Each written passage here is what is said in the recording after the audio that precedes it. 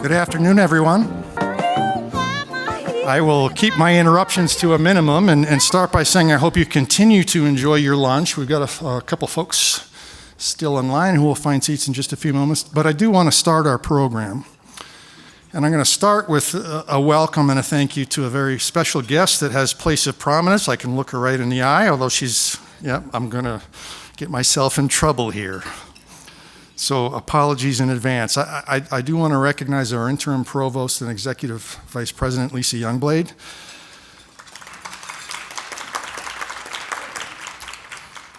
We're celebrating our 7th annual research day, and we're doing so because of the vision and the heart that Lisa brings to her leadership. We wouldn't have this without her creative exercise of her imagination, her investment in bringing us together. We get to get out of our offices. Many of us, of course, had an opportunity to enjoy the poster session this morning.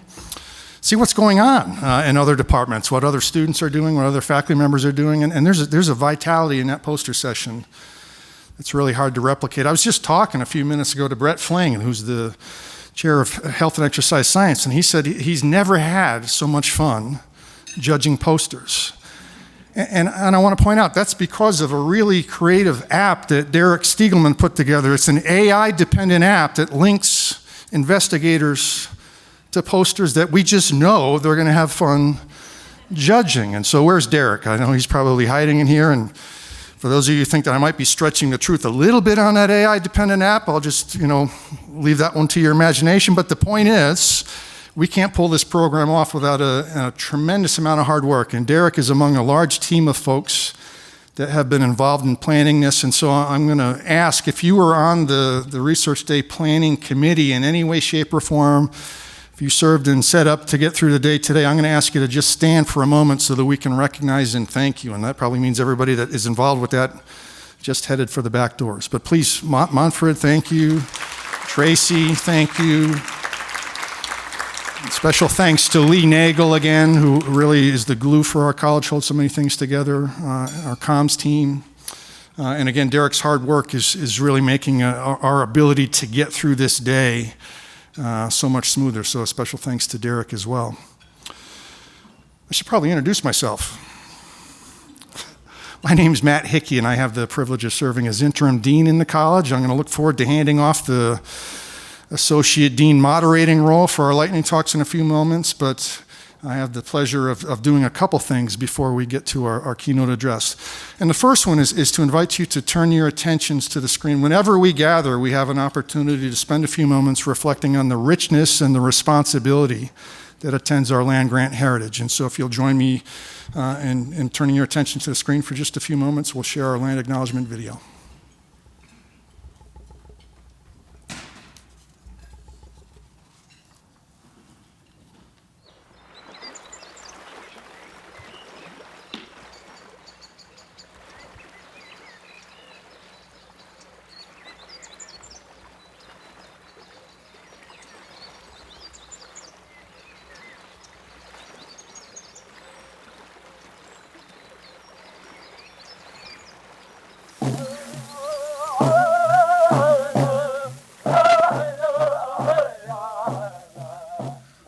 Colorado State University acknowledges with respect that the land we are on today is the traditional and ancestral homelands of the Arapaho, Cheyenne, and Ute nations and peoples. This was also a site of trade, gathering, and healing for numerous other native nations. We recognize the indigenous peoples as original stewards of this land and all the relatives within it.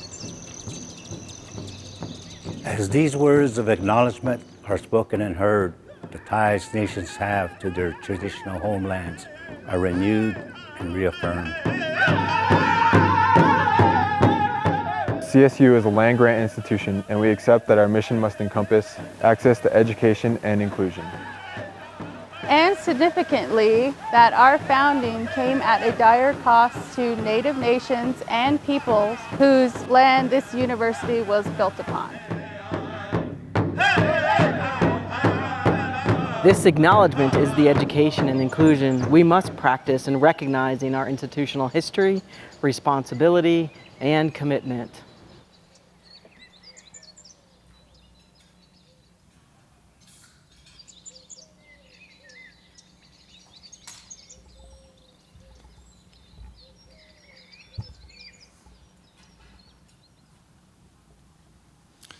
I know I say this every year, but those lights are really bright. So I need a pair of sunglasses up here. I think, Aimee, if you need some sunglasses, I'll run and get you some. So I have the privilege to introduce our keynote speaker, Dr. Aimee Pugh Bernard. Dr. Bernard's an associate professor in the Department of Immunology and Microbiology and a dedicated educator at the University of Colorado Anschutz Medical Campus. Aimee serves as the Immunology Content Director for the CU School of Medicine undergraduate medical curriculum. She teaches immunology to students all across the CU Anschutz campus, including medical, dental, I can do this, physician assistant, and graduate students. Aimee's a member of the CU School of Medicine Curriculum Steering Committee and the American Association of Immunology Teaching Interest Group and Public Communication Committee. In August of 2023, she was one of 3 CU faculty selected by the class of 26 first-year medical students to receive the Students' Thanksgiving and Recognizing Faculty Star Teaching Award. In May of 2024, she was awarded the Chancellor's Teaching Recognition Award at the CU School of Medicine commencement ceremony. In the context of her role as a science communicator, Aimee's the director of the CU Anschutz Basic Science Department's Science Communication Program and a co-director of the Communicating Your Science to the Public workshop series offered from the Colorado Clinical and Translational Sciences Institute, or the CCTSI. If you're on social media, you can find her on TikTok and Instagram as Fun Size Immuninja. I knew I was not going to have the easiest time getting that one out. Fun Size Immuninja. She's a black belt martial artist and an immunologist in a small yet powerful package. Aimee's passionate about pro-science advocacy and regularly testifies at the Colorado State Legislature in support of pro-science legislation that strengthens public health. Aimee is also an active member of Immunize Colorado and the Colorado Vaccine Equity Task Force. In all of her roles, Aimee strives to serve as a positive influence on education, public health policy, and science communication. Dr. Bernard will present From Data to Dialogue, Research Communication for the Real World. Will you please join me in welcoming Dr. Bernard to the stage?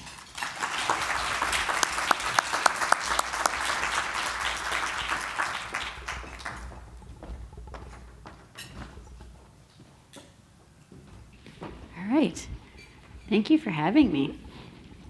I need to shorten that intro. I didn't realize he was going to read the whole thing.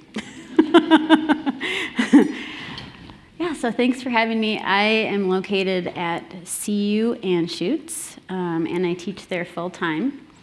And I'm an immunologist and science communicator. So I'm going to share with you what I have learned as a science communicator over 25 years.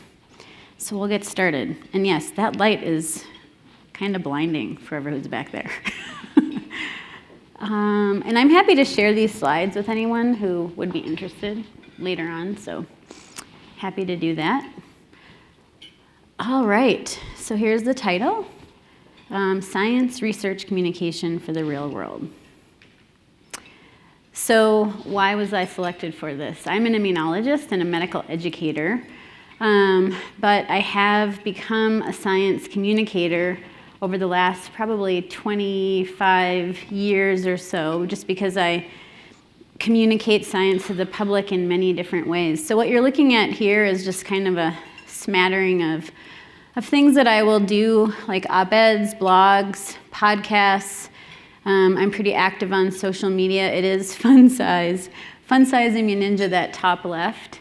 And we'll talk about that in a little bit more detail as we get through some of the kind of tips and advice I would have for everyone with research communication. Because I'm an educator, we have to have learning objectives. So that's what our exam will be on at the end of today. Just kidding.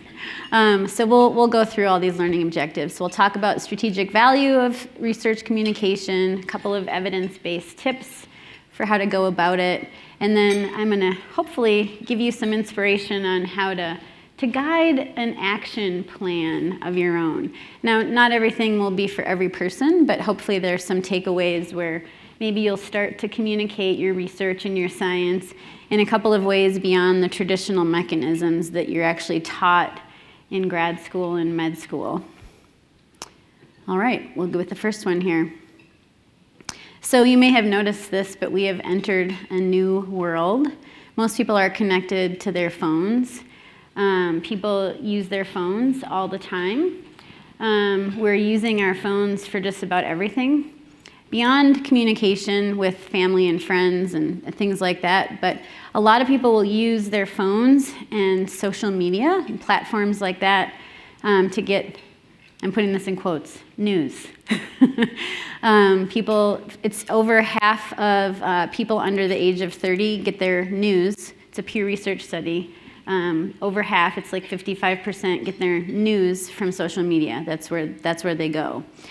So people can spread a lot of influence, whether or not they have the knowledge and expertise to back it up, by using these non-traditional platforms like social media and things like that we all access readily on our phones. So that's one of the things I'm hoping to communicate today, is that to have an impact with the future generation, that we need to think outside of the traditional box of academia and the walls of academia and paywalls of scientific journals, because we need to meet people where they're at, where they get their information. This comes from your local epidemiologist. It's paraphrased more or less, but this is a newsletter that started back in the pandemic, and Caitlin Jedalina is now a prominent science communicator. But she writes this newsletter, Your Local Epidemiologist, or YLE, and she gives talks all over the country. She's now faculty, or part faculty at Yale, because of this amazing communication that she has done. But basically, and this came out in November of 24, there's a general loss of trust in institutions, and we know that there's a changing landscape continually. And this is fueled by a lot of different sources, like where people get their news. So social media, TV, friends, family, I would say newspapers to a much lower extent, unfortunately, these days. But there is this kind of changing information landscape, and a lot of that is fueled by phones and computers, social media. So how we navigate this is going to matter quite a bit. And the way that we can do this, we scientists, is to be proactive and to communicate our science in ways that are clear and understandable to people outside of science. Pretty much anyone who's interested in hearing what we have to say. And I think we need to be proactive, like I was saying, outside of the walls of academia and paywalls of scientific journals, because we need to meet people where they're at, and they're not looking behind paywalls, and not everyone's coming in to our walls of academia. Our biggest challenge is going to be fighting for the truth. There's a lot of mis and disinformation that you can find online on your phones. It spreads like wildfire. It's easy to understand. It's usually visually appealing. So our biggest challenge is going to be fighting for the truth, because there's just a lot of misleading information that's leading for people to ask a lot of questions about science and also not necessarily trust the people who are the experts, like people in this room, about science. So this is my slide of trying to get you inspired into engaging in science and research communication. And I've listed a couple of bullet points here, and we're going to go through tips and advice for best practices as well. But the first is just to connect with people. It turns out that people really want connection. They're going to connect with people, with humans. If you form connections with people, if you go out into the community and connect with them, it's going to be more impactful than just like giving people a bunch of facts, like online or in like an email or something like that. People really want to connect, and we have, to some extent, dehumanized science, and we need to start connecting with people and we all know we're humans, but we need people that aren't us to know that as well. We also want to be seen as a trusted source of information. If you look on social media, there are a lot of people that are trusted that have no business being trusted. Wellness influencers, people who are peddling supplements and things that they don't have any evidence for. So we need to take ownership. We need to become trusted sources of science and public health information. And if we take on that role, it will help us to combat the mis and disinformation that is readily available on all these different sources. So if we provide communities with like this accurate information and become trusted sources, that can really help us in the future with communicating science. Also, people make decisions every single day about their health, about their cars. I mean, just all these different things that rely on science. So we can help people make informed, evidence-based decisions by becoming trusted sources. And then even, I would influence policy. Not everybody has to go to the state capitol and testify for pro-vaccine or pro-science legislation like I do, but we could influence policy just by connecting with people and giving them solid, accurate information and acting as a trusted source. And then really just to disseminate our research and amplify our work in the future. So I'm hoping that these are all things that you would see as beneficial to the future of science and to spreading your information. Okay. And then I put an arrow for emphasis. So again, outside those traditional means of the walls of academia and paywalls of scientific journals, because we're the only people usually going there. We need to meet people where they're at.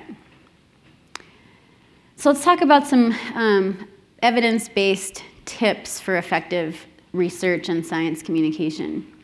So here are 6 of them, and we'll walk through each of them individually. So the first is to reframe our approach.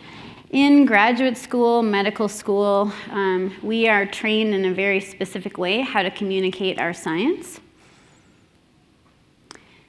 We're trained for its excellent preparation, for talking to other scientists, for communicating with precision about what we do. We use jargon. Jargon is amazing. The technical language of science is concise, it's efficient, it allows us to talk to colleagues very quickly, to communicate our ideas. The world outside of science doesn't understand our technical language like we do. But when we talk about our research, when we write it up or we talk to other people, we're trained in a certain way in how to do that, like in journal articles. We usually give a lengthy background, we give detailed methods, we talk about our data, and then the results and the impact of what we do is actually at the end, which for us makes sense as scientists because we're walking through how we thought about things and how we did things. But when you come to talking to the public, we actually have to reframe and shift that completely. We actually need to put it upside down. They want to know what we did, what's the impact first. Why should they listen to us? So we need to reframe our approach, and you want to flip it on its head completely. What's the impact? What does your study reveal? What did it discover? We want to know that first. And then once you've caught their attention and they know what's important to them, then you can follow it up with more information. Some of your background, how you got there, why you came up with the question, some of the methods. You can even show them data if you want. I know that we all love data and we live for data and we give lab meetings that are filled with data. The public, it turns out, doesn't really like our data. They're not as convinced by our amazing flow cytometry and graphs and all the things that we do that we think is amazing. In fact, there have been studies with vaccines that have shown that if you show people data, they actually dig their heels in more and don't like being shown. So I know that rips our hearts out as scientists because we live for the data. Oh, here's the graph, right? But my point is you can show that to them if you've given them the impact first. So you need to flip this whole approach on its head, and you need to give the conclusion and the impact and why they should care about that first. So with reframing your approach, you give that take-home message or key finding first. Why should they care? They want to know, why should they listen to you? Why should they listen to you launch into a conversation? And what are the key takeaways first? So give them, it's like a hook. You want to hook them with, why they should listen. If you follow any wellness influencers on social media, and I do really just to see what they're saying, that's what they do. They give you the impact first and the hook and why you should listen. And that's what gets people following them and thinking that what they're saying is interesting. Okay, so now that we've flipped everything completely upside down, you should also identify your audience and goals to tailor your message. So who is in your audience? You may not always know who your audience is going to be, but if it's possible to know your audience, it's a really good idea to find out who are you talking to, because this can help you tailor your message. It can help you with your communication. You can target or tailor to a certain group of people, or you might know what their background is, or you might know if they have a little bit of understanding of your field or not at all. So knowing your audience will help you communicate your message or prepare your message in the best way possible. So have you been asked to a school to talk to parents? And I'm going to use vaccines because I always talk about vaccines. Have you been asked to a school to talk to parents or teachers about vaccines? Have you been asked by community leaders? How about a random person at a coffee shop? I do that as well. I try not to listen in on conversations, but sometimes I just cannot help myself. Oh, I get the flu. I get the flu from the flu shot, and I'm like, oh, okay, do I engage? I don't know. Sometimes I do, sometimes I don't. Most of the time I do. But anyways, who is your audience is important to know. Then also their thoughts on the topic. And I say this because not that you're going to change what you say. You're not going to make your message more or less accurate. It's always going to be accurate, right? Or it should be. But maybe it will just give you ideas of how to frame what you're saying. So are they truly curious? Are they angry? Are they unhappy? Like when I go to the state capitol and I am testifying pro-science, pro-vaccine, I know that I am probably, out of, let's say, 100 people that testify, there's probably 5 people. I know this, you may not believe it, but about 95 are there to testify on the other side. So I know that I'm surrounded by people who are not happy about the whole pro-science, pro-vaccine thing. I don't change my message, but I certainly have different types of messaging I might say. As an example, I would say, well, I think we should all agree that we want to keep our families and our kids safe, and we're trying to do the best that we can to make sure that everyone in our family and our loved ones is safe. So you try to come up with some common ground, maybe. Right? So knowing their thoughts on the topic might be helpful. This kind of builds on that. Identifying the goals. Are you there just to answer questions? Are you trying to raise awareness, build trust, educate, influence policy? All these things can maybe change what all you're going to say. You may have certain things, like if you're influencing policy, maybe there's a couple of messages that you really want to take, like a take-home message that you want to maybe repeat a few times, because you want to make sure that stays in the person's mind. If you're building trust, maybe you realize at a certain point that you came with 10 ideas, but after 3 ideas, they've maybe had their fill, so you kind of maybe just stick to that and hope you have a conversation again down the road.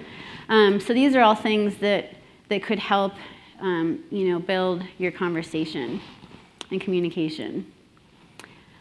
All right, practicing ethical and accurate communication. I know that is completely no-brainer. We all know that. We all strive to do that. But it's just important for us to understand that we need to build bridges out in the public. There's a lot of reasons why people may or may not trust science.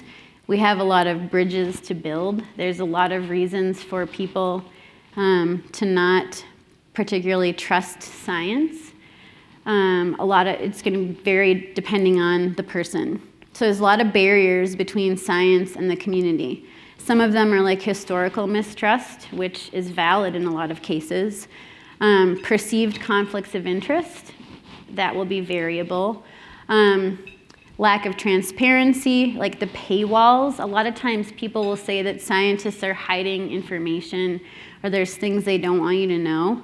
And honestly, when people go to look in journals and they have to pay like $25 to get beyond a paywall for one paper, that may seem like we're trying to hide things. My daughter is really funny. So I have twins, they're 21, they're both in college.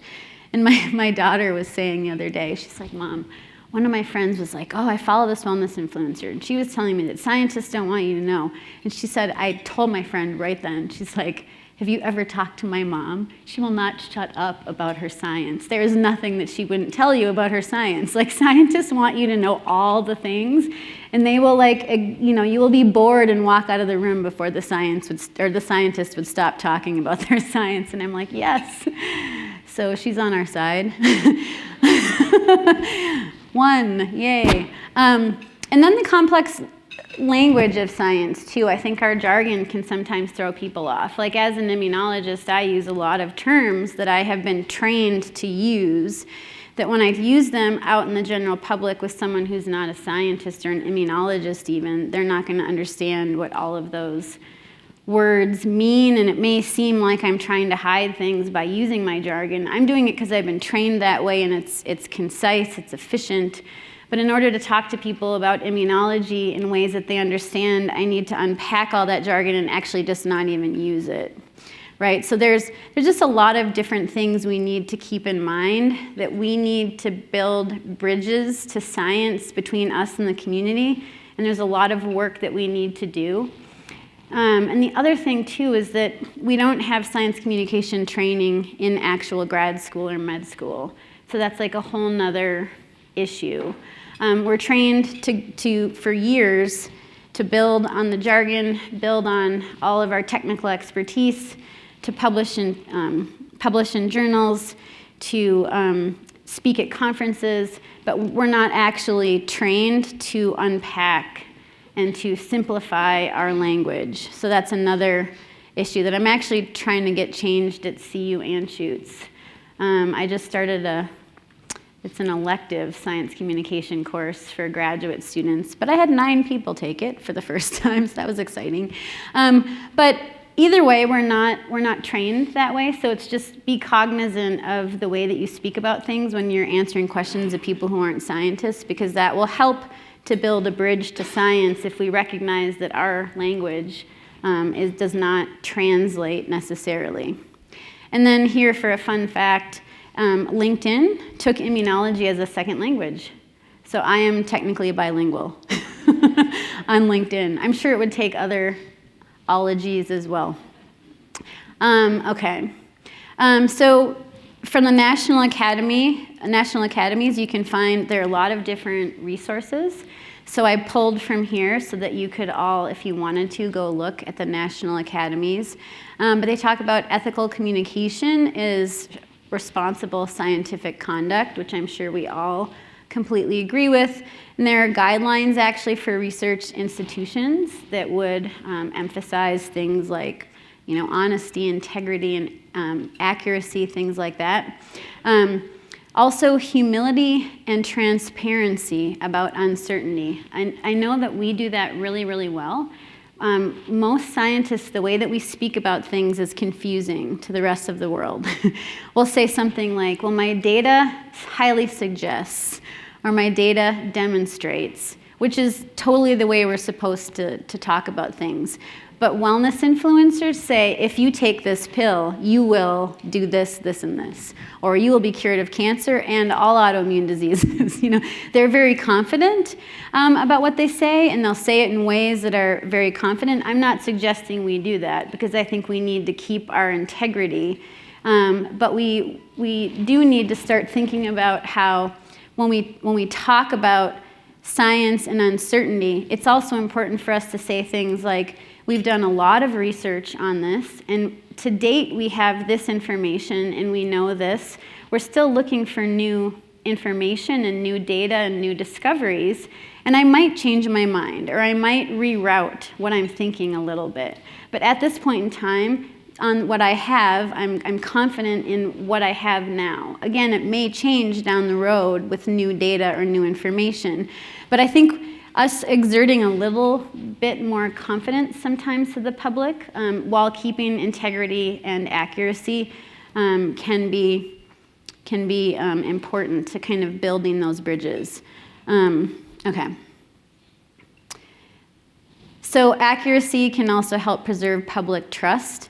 That was a little bit of what I was just saying just a couple seconds ago with that whole like scientists. I get this a lot. Well, you guys always change your mind. Scientists always change their mind. And here's how I flip the script on that. I'll say, most people, would assume I'm going to be defensive. I'd say, I know, isn't that awesome? Like, we change our mind. It's adaptability, it's flexibility. It's built into the process of science. Science is a process. I use all the data I have now, and if new data comes in, I might then use that data and reroute what I'm thinking about and actually change my mind a little bit or alter what I've been telling you. So rerouting is part of the process. So trying to keep your accuracy, but also, build trust, and I think let people know about the process of science. And then misinformation. Ethical communication can help counter misinformation. There are a lot of false and misleading claims out there, but if we stay ethical and accurate and have integrity and let them know about the process of science, I think that can help us, and the National Academies agrees, that will help us to just add our truth about our science to kind of the noise that we see in the social media realm. Storytelling. This is really important. Apply storytelling principles and then focus on the impact. So storytelling, we all think of as for little kids, which it's true. We all loved bedtime stories. But storytelling is something that it's been, part of our history. It's a tool for communicating. We can tell stories in ways that are engaging and interesting to people. And we can do this with science too. Hopefully if you've defended a Ph.D. or a master's, or you have a thesis project, people will ask you in the context of what's your story? What's your science story? And if they haven't, you should start thinking about what you're doing as a story, because it certainly has a whole kind of flow to what you're doing. And this can be, entire labs and projects or research within. So what does storytelling do? It ignites people's imagination, gets people wondering, and it kind of excited. It might inspire people to learn more. This is where when we tell, back to what my daughter was saying with scientists won't stop talking about their science, that's not storytelling in the sense that it's igniting interest or inspiring interest. So we need to be better about being engaging and inspiring when we talk about our science. Stories will connect us to our audience, and maybe even have a call to action. Maybe there's some call to action that you might embed in your story so that people are also on board with the issues that we care about. The elements of scientific storytelling, this is just like any other type of story. You can think of your science, and I would encourage you to start thinking about your science in this way, where there's characters and conflict and a plot and emotion. I know scientists we're not emotional, but sometimes having a little bit of emotion can make us exciting and can make our science exciting. So I would encourage you to think about having characters, characters that carry out the action. It could be your favorite immune cell, that's the character. For me, it's the B cell. It could be the scientist. The scientist could be the character. It could be the gene of interest. Whoever you want your character to be. Conflict. This is really kind of what makes the story interesting. What's your question? What's the problem that you're trying to solve? you're trying to cure diabetes or cancer or climate change, like what's the conflict? That's going to drive the storyline. And then the plot really is kind of like the backbone. It will connect all the different things. And then if you can bring emotion in, that can be a powerful tool for storytelling. It could be excitement or just passion for what you're doing. So just, having a little bit of emotion. Now, if that doesn't come naturally to you, I would not, don't try to, I guess you could take like a theater class. But having a little bit of emotion and showing that you care about things, I think, can really help. This is a story that I have written. So I work with faculty at the Anschutz campus. There are 6 basic science departments, and part of my FTE is to work with scientists to help them write their science in ways that are exciting and understandable. So one of the things I do is I work with scientists, and I will try to write their science in kind of like engaging stories. And I created a website at CU Anschutz that has some of these stories written out. But one of my colleagues, Brechter Kopp, he works on bacteriophages, and he's trying to figure out how they could actually help with antibiotic-resistant bacteria, because bacteriophages are viruses that infect bacteria. So he's trying to see if that could be like an alternative therapeutic, right? So that's kind of what he does. So I wrote up this story. So this is, you can imagine a bacterium as a factory that makes useful products like proteins to keep cells alive, or keep itself alive and running. Now here's this bacteriophage, virus that infects bacteria, as a tiny spy robot designed to sneak into the factory. And I did have AI generate this cartoon for me, which I don't use AI a lot. I'm not a huge, but anyways, it did for this one. So inside the robot, that bacteriophage is a blueprint with a plan of how to take the factory over. When it reaches the control room, it injects the blueprint into the factory computer. This causes the factory to stop making its own products and start mass producing more tiny, spy robots. Eventually, the factory becomes so full that it explodes, releasing them out into the world, and they find new factories to invade. This is actually how like a bacteriophage works, more or less. Any microbiologists in the audience? It's okay. Breck approved this, so I just want you to know. the guy himself. So that's the end. So that's the story. But I have this website where I feature the scientists, I feature a story about what they do, and then we unpack, after the little story, we unpack their science in a relatable and understandable, but a little bit more detailed kind of way. So this is just an example of, we give that story, we talk a little bit more about Breck, talk a little bit more about bacteriophages, then I unpack some of his current research as well on that page. So we try to hook people with something that would be interesting, like a story. And then also give them the impact here. So a lot of excitement about using phages as a new kind of treatment to fight harmful bacteria that have become resistant to antibiotics. And that is the goal of his lab. Like that is what he's trying to do with his bacteriophages. So, and this is a website that I have created hoping to get people that are not scientists to read about our science at CU Anschutz, so that people will be like, oh, beyond going to the hospital when grandma is sick or whatever at CU Anschutz, there's actually a lot of really interesting, kind of impactful science that's also happening on that campus. I can share the website with you, but because there's only one me and there's like hundreds of scientists, I've only written about like 15 of them so far, but more to come. Okay, so that's an example of a story. Another kind of way of writing up stories would be, this is a classic, the hero's journey. If anyone here ever took an English class, which I did, not as many as science. But the hero's journey, similar to like the character, the conflicts, the plot, and the emotion, this is the classic hero's journey, and this is like a storytelling kind of backbone. But you would have the departure, so the hero.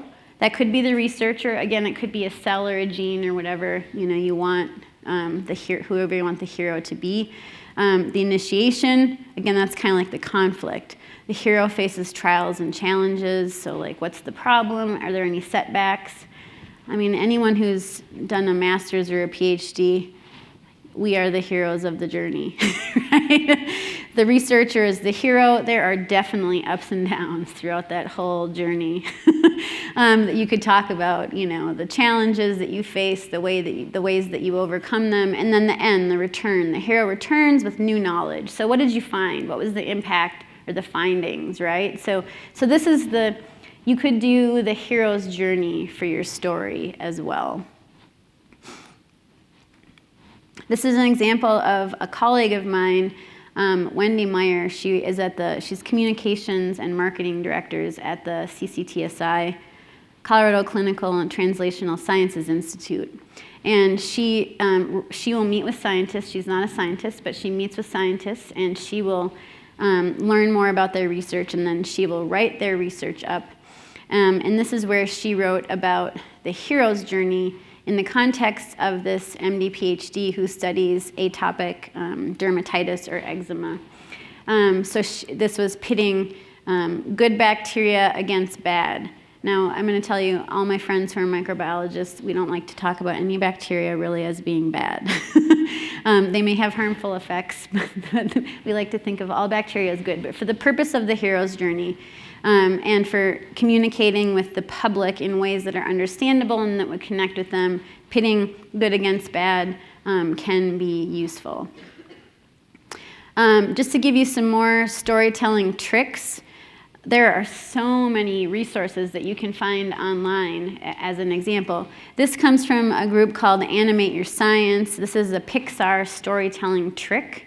So this would be the story spine. So it's just kind of a simple formula that you could use if you wanted to write up your story.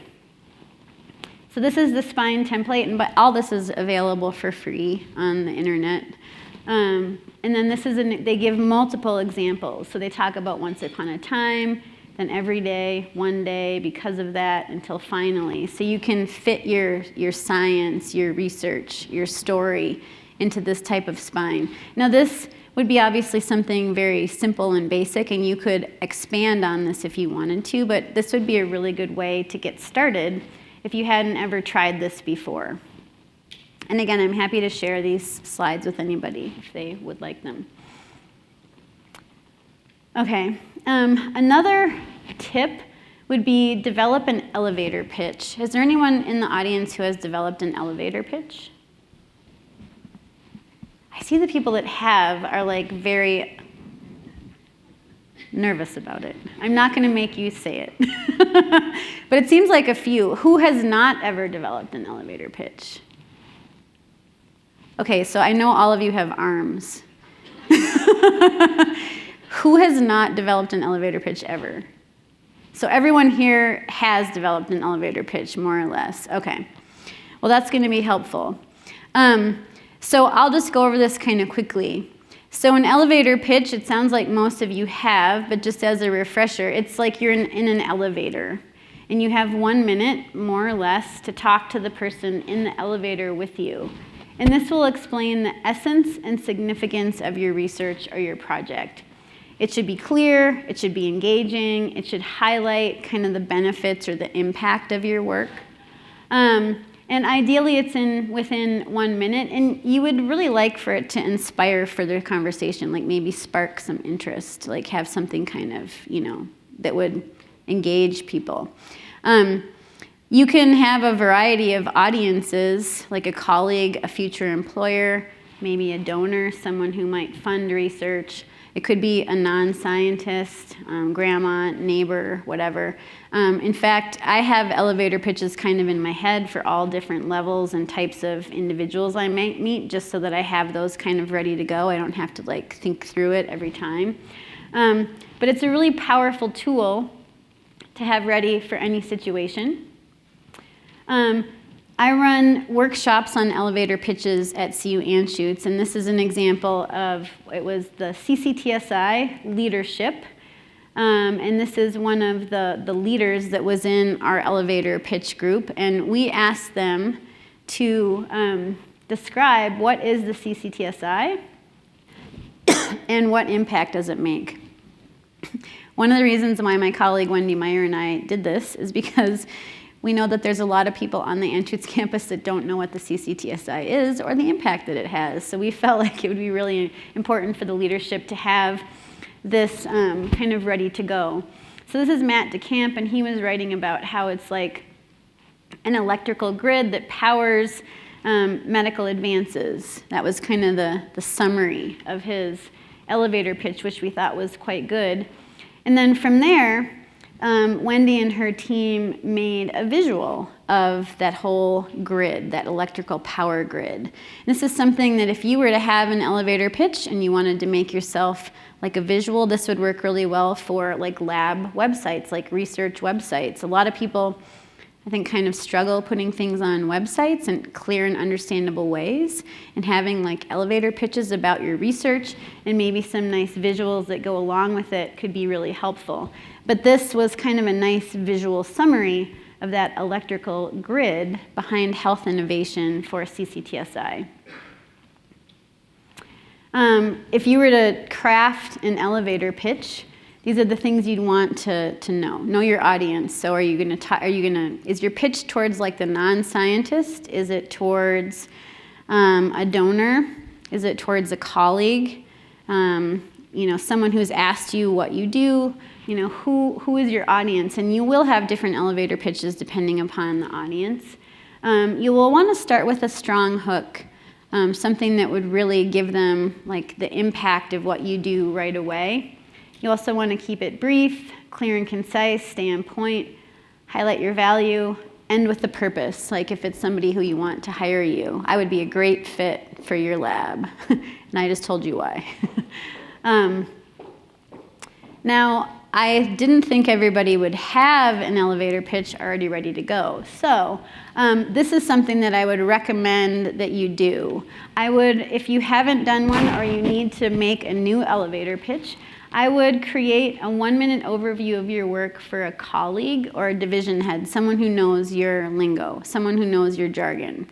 So write it out with all the jargon. That would be your first step, because it's going to be easy for you. We all know the jargon. Then what I would do is I would take that overview that you just wrote, and I would now translate it without jargon, simplify it, right? So simplify it for someone who is not a scientist. So like the general public, often people will think of their grandma because you love grandma, you're a very nice grandma, you want her to understand.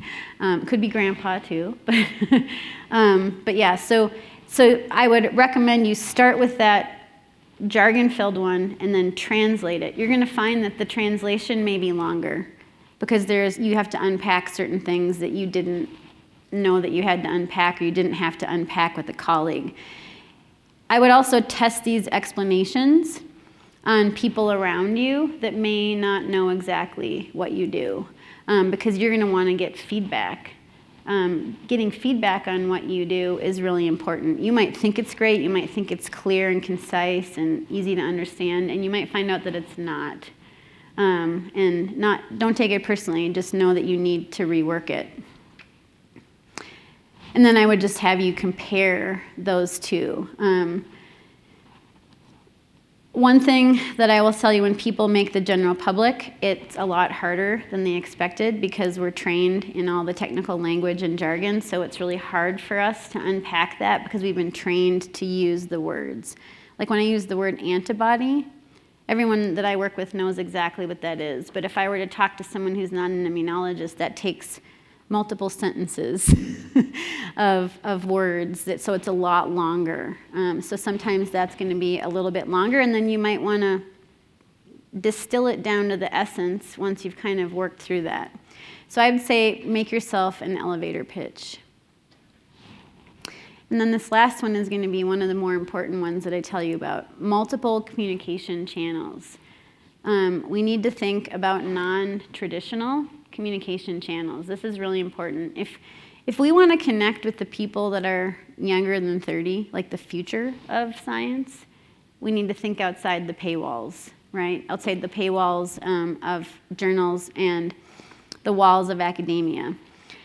Some people aren't comfortable with this, but this is where people are, right? They're at these sites. So I would recommend using different communication platforms to expand your reach. And the bottom line is because that's where people are. People are looking at social media. People are looking at blogs and Substack and all these places. They're not going to our paywalls, right? So we need to meet them where they are if we want to influence them. If you don't want to, then just keep doing the traditional thing. I thought this was kind of funny. I found this on LinkedIn. I don't know if you guys are Despicable Me fans. I totally am. But first we do the science, then we publish it behind a paywall, then we don't post about it, then we wonder why no one cares. I know. Funny but not funny, but true. Right? So this is kind of in a nutshell. We need to start meeting people where they're at. You can find, this is information that I pulled from the ASCB, and there are a lot of traditional platforms that are now encouraging us to think about using social media because that's where people are. If we don't start using this, we're gonna miss out on opportunities. We're going to connect with people by doing this, that people we wouldn't otherwise reach, because that's where they're at. They're on these, social media. That's where people are, and if we want to make an impact, we should also go there. So this is another article. Why should scientific researchers use social media? It makes our research more visible. We want it to be out there. It gives us an opportunity to communicate it in ways that are understandable. This will help us to practice our message. This will help us get our message out there in ways that the community could understand and resonate with. It'll also help us, right? This is another, this comes from the JAMA.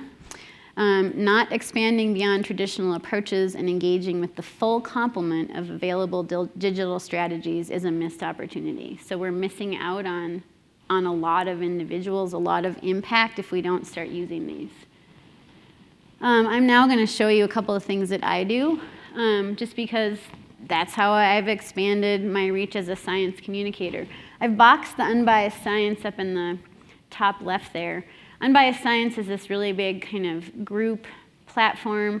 We post on, I'm a volunteer unpaid immunology content contributor, so this is what I do in my spare time. All the little cracks in between everything else. But we post, we have Substack, we have TikTok, we have Instagram, anywhere that there is social media, Unbiased Science is there. We have 20 million people or 20 million views a month on all of our content. So it's a lot of people. I partnered with them or asked if they wanted an immunology content director because they were posting a lot about immunology. They did not have an immunologist. So I wanted to be helpful. But we've all, since then, more people have been added on, so it's actually a group of colleagues. There's pediatricians, immunologists, microbiologists, toxicologists, people who are in drug development. A lot of us do this in our spare time and for free because we care so much about getting out there, and this is a platform that's really pretty big. So this is some of the things from Substack. I've been with Unbiased Science for about a little over a year now, and I think that I've co-authored about 50 Substacks on a variety of different things. We often will respond to things that we're seeing in social media that are mis or disinformation, like things that need our attention, so groups of us will come together. So like you can see that kind of bottom right. I cannot use the pointer because it's not fair if I point just to one or the other. But if you look at the bottom right, it's in black, the comprehensive review of MMR vaccine studies. We looked at all of them and we summarized them. There was a team of 7 of us that did that because there's so much information right now that's misinformation about the MMR vaccine. So that was one we cared a lot about. And then we'll link to the journals too if people want to look at them.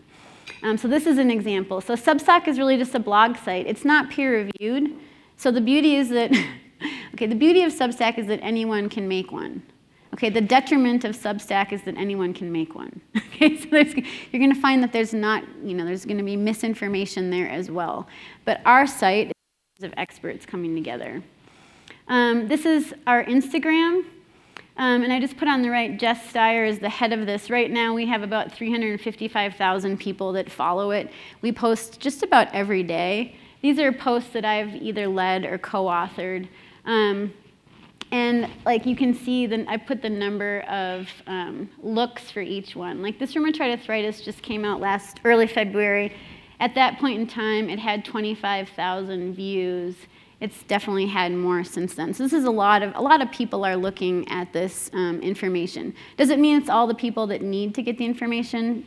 Maybe, maybe not. But the point is people are seeing this, right?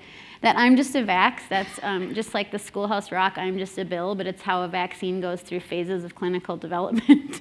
So that was kind of fun, if you guys know Schoolhouse Rock, which I grew up with. Okay, so that was to just show you that there's a lot of different things that you can do that can get your content out there and viewed by people. And then we'll often get questions. People will put in the comments like, questions like, and I do not give medical advice at all. Like I would say go talk to your pediatrician or whatever, but if it's a question about how the vaccine works or things like that, I can absolutely answer that. So there's a lot of really valid, good questions we get from people, and I think it is making some sort of a change. Okay, so last thing here, develop a personalized action plan to expand your science research communication efforts. So I've written out a couple things you can do here. Craft talking points, so those are the elevator pitches. Talk, get yourself on a podcast. I've listed some here that are at CU Anschutz, but there are so many podcasts that are always looking for guests. The Science Bridge podcast is through the Project Bridge. It's like a science communication group at CU Anschutz, but they're always looking for people, and I would bet that they would take anyone here from CSU to talk about their research. We just get really excited about having different people on that podcast. You can also write op-eds or guest commentaries for newspapers. I've written for The Conversation, which is like an online e-newsletter that is read by, and I'll show you in a couple slides here, thousands of people across the globe. It has to be vetted. You have to give them a pitch, and you have to be an expert, but those are the types of things that you could do. I would recommend, if you're comfortable, sharing on social media. I think LinkedIn is the gateway kind of to get started. It's not necessarily social media, it kind of is, but it's a network and connections. Instagram is, I think, a good place to start. Blue Sky, Threads, there's some other ones. You can advocate if you're comfortable with that as well. But your science isn't out there until you've shared it with the general public. If it's in a journal and it's out there, that's a paywall. This is an example of a story that I wrote up about Kyla. It says guest contributor. I need them to change that. But Kyla is a colleague of mine, and I wrote up her story for our website, and then the CU communications team they do a monthly Meet the Scientist column. So she was in that column, and her research was written up like in a story kind of for the Meet the Scientist. So I would recommend something like that. Other things you can do is, like I was just mentioning, LinkedIn. I put my profile here. I've found a lot of people that I've networked with and expanded my reach on LinkedIn. I network with people all over that I had never met before for immunology, for science communication. I think LinkedIn is an underutilized way to connect and meet with people and to find ways to share your science. Substack, as I was mentioning, it's a blog site. I started it last year in February. And then you can see I don't have a ton of subscribers. I don't take any money for it. That's why I put the X there. That's people that have pledged that they would pay me. And I'm like, oh, that's very nice, but I won't take your money. But you can see that my readership is slowly going up, so people are reading some of the things. So I'll put a lot of immunology, vaccines, just a lot of things that I care about that I want other people to care about as well. This is The Conversation. That's that electronic newsletter. I have written, I think it's 4 total articles. 2 of them have been translated into Spanish, not by me, someone else did. But you can see the readership here, just to show you that, this is not a paywall. Anyone can access this. And my first article was about immune balance, like immune health and immune balance, because I was trying to counteract like all the supplements that were, people pay lots of money for. And that got like 50,000 reads right away. So that was, I think, just a way to get your science out there. I would also recommend using Instagram. I do not have a ton of followers, but because I post with unbiased science, you can see, even though I only have like, 2,000 followers or whatever, 440,000 people looked at my content in that month, right? So at least people are seeing it. And then I will often get really nice notes from other people who are science communicators that I will collaborate with sometimes, or just get really like, hey, thanks, I appreciate what you're doing. And I do the same for other science communicators and people that I follow as well. So it's just a way to expand your reach. And I didn't start Instagram until about, I think it was like 1.5 years, 2 years ago, probably. Okay, another thing you can do, I just recently got promoted, and I was so mad that my promotion packet was 110 pages that only 5 people would read. I thought it was kind of a waste of energy. So I made it into a website, a personal website on Wix for free. And I'll tell you what, if I can make the website, so can you. I am not technically savvy at all. But you can put your, multitask what you're doing and make a personal website. So you can easily do that. You can also make something called a link tree. If you've never heard of a link tree, it's where you can make all like it's like a one-stop shop for like all the things you do. So if people were to click on like the Substack button, that 4th one down, it would actually take them to my Substack site where all the articles would be. I do a lot of work with the Immunology Explained for the American Association of Immunologists. I'm part of their public communications team, so I have a lot of write-ups there and a lot of videos. And if you hit on that button, I think that's the 5th one down, that will take you right to that site as well. So it's just a way of getting all of your things in one site. And then this is my last slide, I think. But the things that you can do to make a difference, just start to communicate in clear language that's translated away from jargon. Make those personal connections, get yourself out in the community. That's really going to be helpful. That's how we get our science out there. And then I did have one last thing I wanted to tell you. On April 4th, I'll be at CU Boulder, and it's competitive. I had to audition. It's a TED Talk, and I'll be talking about science communication and why it's important and why it should be embedded into training. So tickets are only $5 if you're interested in CU Boulder. It's a Saturday at 2 o'clock. Shouldn't interfere with anything else. But that's all I have. So if there are any questions, thank you guys so much for having me. I really appreciate it. Hopefully this is helpful. I think I went too long. Don't go too far.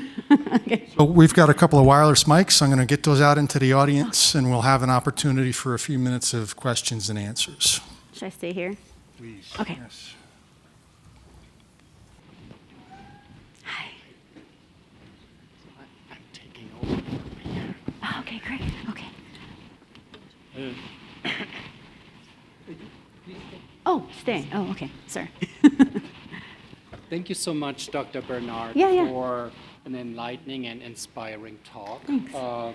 I'm Manfred Deal, the interim dean for research, associate dean for research and graduate programs, and I'm here to kick off our discussion. Oh, great. Okay.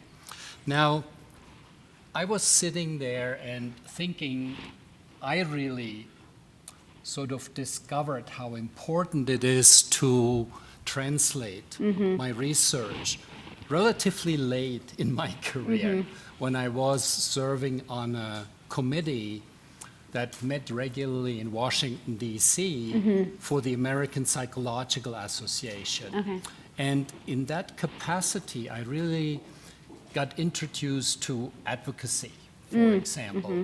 And we would meet regularly with the aides, not necessarily the congressmen or congresswomen or senators, but their aides. And they, of course, were open to get a lot of knowledge that they then would carry up to the Hill. Yeah. And there, it would work. Yeah. Right? But we had to learn a language that they were able to understand. Yeah. They were intelligent people, Yep.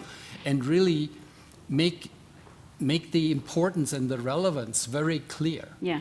Because it then could potentially be translated into policy, Right. things like Right, that. right. And I wish in graduate school we would actually do more of this proactively. Me too. I don't want to downplay the importance of teaching our students and postdocs how to communicate in precise scientific language. Yeah. I think that's part of the trade, Yeah. right, and the Yeah. trade craft. But there is more than that, Right. especially now with social media. And the thing is, I always think when someone says, oh, I'm an influencer, what makes you an influencer, right? Yeah. And it's the clicking, of course. It's Yeah. not the knowledge, Yeah. right? In most instances. yes.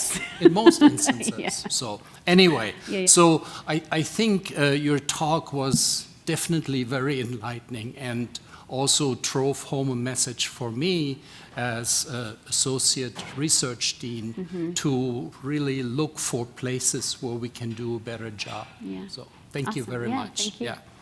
So we invite questions now from audience members, and we have some volunteers who will help to pass around microphones for your questions. So don't feel shy.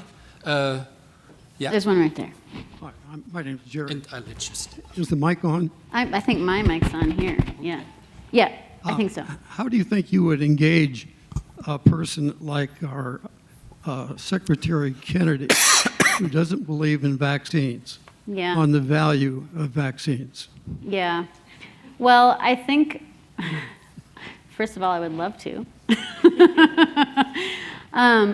I think you have to start with finding common ground with people whenever you make connections. So you would want to start with like things you would agree on, like trying to keep people safe and healthy, which of course I think he would probably say as well. Like, yes, I agree with that. And then maybe discuss ways that you would do that. Also, I mean, I think for that person individual, or that person in particular, I may, say something like, did your parents vaccinate you? The answer is yes, right? Look at the consensus, like most people vaccinate. When you look at physicians and scientists, most people agree that that is something that's beneficial. Maybe talk about different reasons why, there might be differences of opinion with him and, maybe just certain things. I think that you can talk with people like that. I feel like, unfortunately, part of what might be happening there is more power than expertise or knowledge. And I don't know how I would address that specifically, but I could absolutely talk about, things that were within my realm of expertise, like vaccines and, and how they work and why I would use them, why I vaccinate myself, my kids, my dogs, anyone around me, and how I follow the evidence and I follow the science and I know how certain things work. And, I think that that's all you can do. I think in that case, you wouldn't want to be emotional. I think that we see, like when I go and testify at the state capitol, I do see a lot of emotion, usually with people that are against, are not pro-science or don't want to use vaccines. There's a lot of emotion, and I feel like they see a lot of scary things. They see a lot of scary, fearful things. And honestly, if I wasn't an immunologist, I'd probably want to know more about how they work. And if I saw something scary, I would want to know, why should I do this? And I think that's part of the whole social media thing, is that a lot of people on their feeds will see the misinformation more frequently, and they're going to also see it It's more digestible, it's louder, it's easier to understand, it's not as complex. So, I think when people are scared about vaccines, I don't blame them for seeing that content. That's where I think we scientists need to get out in the community and become trusted sources of information so that we can start to gain that trust back and the credibility. Because, if that's all they're seeing is scary things that make them think that vaccines are not good for you, then that's all they're seeing. I can't fault them for that. Does that make sense at all? Yeah, I don't know, it's sad, right? Breaks my heart when, kids die of the measles or, RSV or things that are vaccine preventable. It's awful. As a parent myself, I can't even imagine. But I know how vaccines work, so I know that I trust them and I would use them, but not everybody knows that. Science in our country is not, I know we're getting kind of off topic here, but science isn't something that people have to take. Like in Aurora, where Anschutz is, I founded an after-school science program for elementary kids. And in schools that are struggling on state testing, they actually remove science. It's true, and it happens a lot. So science isn't something that we all get. So that's more of the core issue. Sorry. Yeah. Hello. Thank you, Dr. Bernard, for sharing with us such an insightful and informational talk. My name is Paul Yu from the Department of Occupational Therapy here. I wanted to ask about something you briefly mentioned, a double-edged sword, I think, when it comes to AI, or artificial intelligence. And you had mentioned that we have to meet the audience or the public where they're at. Yeah. And AI has become a go-to medium through which definitely my parents, friends and colleagues, or just acquaintances access information. Yeah. And when we think about that, how do you think we can wisely utilize and or wisely manage the information that we get from AI, but also utilize it in the way that we communicate? Because I think many of the points that you had mentioned when it comes to science communication and formulating that message, AI could definitely, I think, help with that messaging. Yeah. So just wanted to get your thoughts on that double-edged sword. Yeah. There are a lot of things to that. So as an example, in the medical school at CU Anschutz, 2 years ago when ChatGPT kind of went public or became kind of, popular, we being faculty and then also a group of students started to write up guidelines for ethical use of AI. I agree with you. I think that we need to embrace it. It's the kind of thing where if we tell people not to use it, that's absolutely not going to happen. Right? And in fact, it makes it even more enticing. Right? If you tell, I have twins, my son's at Boulder for engineering, and his classes actually now are telling him that he has to use AI, and he actually doesn't want to. He doesn't have any social media, so I need to work on him. But he's like, I don't want to use it. And I said, well, you're being told by your professors you should use it. You should embrace it, at least know how it works, and use it for good. Use it to help you. Use it to help you become more efficient. So as an example, when we talk about ways to communicate or translate our science, I think it would be very beneficial for someone who doesn't have kind of the training or the skills to do that right away. You could put something in AI and say, make this more easy to understand or simplify whatever, and then use that as something you could then tweak and modify and edit and make it your own. I think that could be helpful. One thing I've had my students do, and I do this myself too, I'll say, make me an analogy about how B cells and T cells work together. And then I'll get something about the head chef and the sous chef and all these, and you can do I think fun things like that. I have found that it can be inaccurate though, so you always need a human to verify, content and accuracy, absolutely. But I feel like we do need to embrace it. I don't think we should, for many reasons, I don't think we should use it as our go-to. I feel like people don't learn how to write or how to simplify on their own if that was the first thing they were to do. Because you still have to think on your feet. Like you can't, you're at a grocery store and someone asks you a question, you can't just be like, hang on while I check with AI how to translate that. That's not how it's gonna go. But I do feel like we should embrace it and we should use it to help us be more efficient and maybe be better at what we do. But I wouldn't rely on it as like, our starter. I don't know if that helps. Yeah. Okay. I think we have time for maybe one more question. Yeah. Pick me. Hi, Dr. Bernard. Thank you so much for your talk today. And I just want to share also that our lightning talk presenters had a workshop with Dr. Bernard a few months ago. And so really excited to see how they've applied that, if they've chosen to. I wonder if you could speak for a little bit. My name's Tracy Kyle Schwartz. I'm the Director of Communications for the college. And I wonder if you could share a little bit about what it's like to work with professional communicators, maybe with an editor with the conversation, or with other professional communicators, and what does that feel like as a scientist, and how does that process look? Well, I think it's awesome. I will tell you, if someone is like an English major, they'll tell me like certain things I'm doing wrong, and I don't even know. I'm like, what did you just, splitting infinitives, or I don't even know what that means.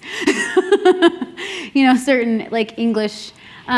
But I think it's great. The editors I've worked with at the conversation, they've been really helpful to come up with outlines, help guide, the essence of what you're trying to say. I think working with communication teams has been helpful, especially in the beginning when I was first starting to do this, because I got a lot of communication strategy, I think, because I wasn't trained how to do science communication. It was all on just through 20, 25 years of just trying to get out there and writing things and doing things and wanting to talk to people about science. So it was all kind of self-training. So when I started working with actual professionals, it was definitely nice. And I feel like I've learned a lot of strategies and kind of tips from communications individuals as well, which is why I think we need to have some sort of science communication built into training.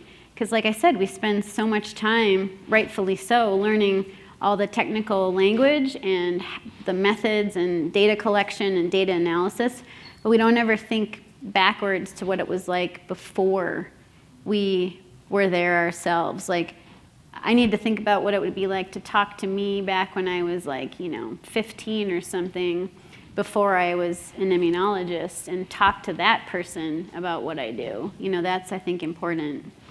Does that help? Okay. Yeah.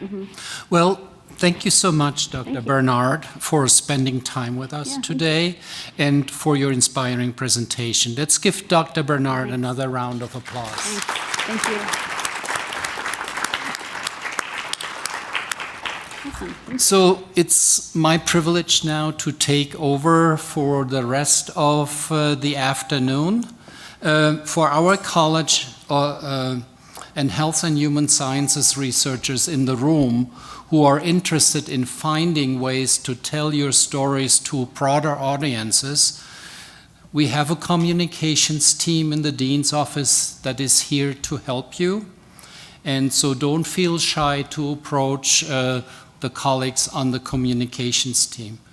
Whether you want to write for the conversation, which was mentioned here, pitch a story to the media, or consult with marketing and recruitment experts, you can share your ideas, audiences, and goals in a communications project request in CHHS SharePoint.